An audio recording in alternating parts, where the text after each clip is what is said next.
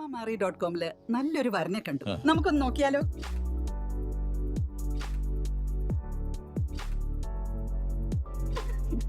എന്തായാലും നമ്മൾ അറോമ മാറി തെരഞ്ഞെടുത്തത് ശരിയായ തീരുമാനമായിരുന്നു.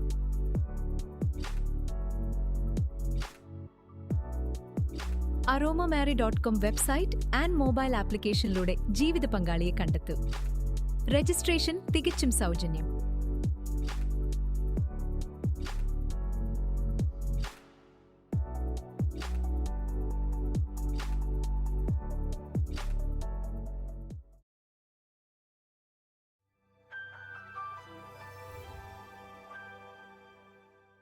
യഹോവ എൻ്റെ വെളിച്ചവും എൻ്റെ രക്ഷയുമാകുന്നു. ഞാൻ ആരെ ഭയപ്പെടും? യഹോവ എൻ്റെ ജീവന്റെ ബലം. ഞാൻ ആരെ പേടിക്കും എന്ന് 27-ാം സങ്കീർത്തനം 1-ാമത് വാക്യത്തിൽ നാം വായിക്കുന്നു. റവറൻ ഹെൻറി ഫ്രാൻസിസിന്റെ ലൈറ്റ് എന്ന പുരോഹിതൻ ഇംഗ്ലണ്ടിന്റെ തെക്കേക്കരയിലുള്ള ബ്രിക്സ്ഹാം എന്ന ആംഗ്ലിക്കൻ ഇടവകയിൽ 23 വർഷം സേവനം ചെയ്തു. ബാല്യത്തിൽ തന്നെ രോഗബാധിതനായിരുന്ന അദ്ദേഹം പലപ്പോഴും ക്ഷീണിതനായി കഴിഞ്ഞു. എങ്കിലും തൻ്റെ വേലയിൽ ഒരു കുറവും വരുത്തിയില്ല. അവസരം കിട്ടുമ്പോഴൊക്കെ അദ്ദേഹം കവിത എഴുതുവാനും തുടങ്ങി.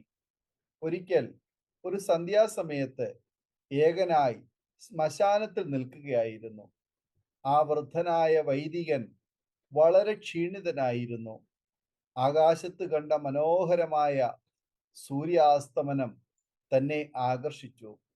ദൈവത്തിൻ്റെ പ്രകാശം മനുഷ്യന് നൽകുന്ന ആനന്ദം എത്രയോ വലുതാണെന്ന് അദ്ദേഹം കണ്ടു. ദൈവത്തിൻ്റെ സാന്നിധ്യം കൊതിച്ചുകൊണ്ട് അദ്ദേഹം ഒരു ഇംഗ്ലീഷ് ഗാനം രചിച്ചു. അതാണ് അബൈഡ് വിത്ത് മീ എന്ന ഇംഗ്ലീഷ് ഗാനം.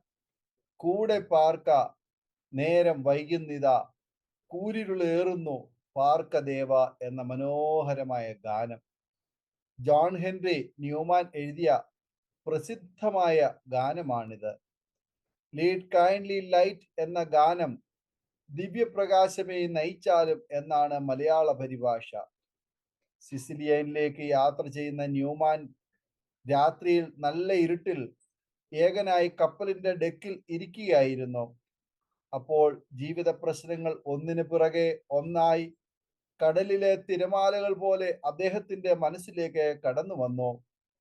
ചുറ്റുപാട് കണ്ണോടിച്ചപ്പോൾ കൂരിരുട്ട് മാത്രം. ഈ പ്രതികൂല സാഹചര്യത്തിൽ വെളിച്ചത്തിന്റെ നായകനായ ദൈവത്തെക്കുറിച്ച് അദ്ദേഹം ചിന്തിച്ചു. ദിവ്യപ്രകാശമേ നയിച്ചാലും എന്ന് അദ്ദേഹം ഉറക്കെ പ്രാർത്ഥിച്ചു. ചുറ്റുപാടും ഇരുട്ടാണ്, ഞാൻ ഏകനാണ്. അതുകൊണ്ട് ഈ അന്ധതയിൽ അവിടുന്ന് കൂടെ ഇരുന്ന് നയിക്കണമേ. വീട്ടിൽ നിന്നും ഞാൻ വളരെ ദൂരെയാണ്. അവിടുത്തെ സാന്നിധ്യം എനിക്ക് ആവശ്യമാണ്. വീണ്ടും അദ്ദേഹം പറയുന്നു, ദൂരെയുള്ള വെളിച്ചമൊന്നും ഞാൻ ആവശ്യപ്പെടുന്നില്ല. ഒരു കാൽ വയ്ക്കുവാനുള്ള ഇടം കാണിച്ചു തരണമേ. കഴിഞ്ഞ കാലത്തേക്ക് അദ്ദേഹം തിരിഞ്ഞു നോക്കി. എന്നിട്ട് അദ്ദേഹം ഇങ്ങനെ പ്രാർത്ഥിച്ചു, എൻ്റെ മുൻകാല ജീവിതമൊന്നും ദൈവമേ അങ്ങ് ഓർക്കരുത്. നിന്നെ കൂടാതെ നടന്നവനാണ് എന്ന് ഞാൻ സമ്മതിക്കുന്നു. പക്ഷേ ഇന്ന് അങ്ങ് എന്നെ നടത്തണമേ. അവിടുത്തെ പ്രകാശം എനിക്ക് കാണിക്കണമേ. കൂരിരുൾ താഴ്വരയിൽ കൂടി നടന്നാലും ഞാൻ ഒരു അനർത്ഥവും ഭയപ്പെടുകയില്ല എന്ന് നമുക്ക് ഉറച്ചു പറയുവാൻ കഴിയണം. കാരണം ലോകത്തിന്റെ വെളിച്ചമായവൻ നമ്മോടുകൂടെ പ്രതിസന്ധികളിൽ ദൈവ സാന്നിധ്യവും ദൈവപ്രകാശവും നമുക്ക് ആവശ്യമാണെന്ന് വെളിപ്പെടുത്തുന്നു.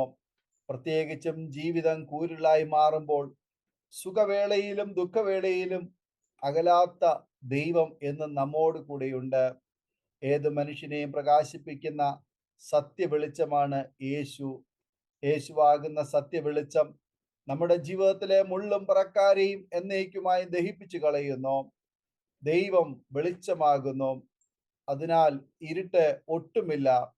വചനം പറയുന്നു, യേശുവിനാൽ നാമും ലോകത്തിന്റെ വെളിച്ചമാകും എന്ന് യേശു പറയുന്നു. ഞാൻ ലോകത്തിന്റെ വെളിച്ചമാകുന്നു. എന്നെ അനുഗമിക്കുന്നവൻ ഇരുളിൽ നടക്കാതെ ജീവന്റെ വെളിച്ചമുള്ളവൻ ആകും എന്ന് പറഞ്ഞു. യോഹന്നാന്റെ സുവിശേഷം 8-ാം അധ്യായം 12-ാമത് വചനം. യേശു എന്ന വെളിച്ചം കൂടെയുള്ളതിനാൽ ഏത് പ്രതികൂലങ്ങളിലും നമുക്ക് ഉറച്ചു നിൽക്കുവാൻ കഴിയും. ജീവന്റെ വഴി എനിക്ക് കാണിച്ചു തരും. നിന്റെ ജീവന്റെ സന്നിധിയിൽ സന്തോഷ പരിപൂർണതയും നിന്റെ വലത്ത് ഭാഗത്ത് എന്നും പ്രബോധങ്ങളും ഉണ്ട് എന്ന് 16-ാം സങ്കീർത്തനം 11-ാം വാക്യത്തിൽ നാം വായിക്കുന്നു. ഈ വചനങ്ങളാൽ ദൈവം നമ്മെ അനുഗ്രഹിക്കുമാറാകട്ടെ. ആമേൻ. നമ്മുടെ മകന്റെ വിവാഹം കുറച്ച് ടെൻഷനായിരുന്നു. അപ്പോഴാണ് ഞങ്ങൾ aromamary.com രജിസ്റ്റർ ചെയ്തത്. അവിടെ നിന്നാണ് നമ്മുടെ മകന് നല്ലൊരു പെൺകുട്ടിയെ കണ്ടെത്തിയത്. ഇന്ന് തന്നെ aromamary.com ഡൗൺലോഡ് ചെയ്യൂ.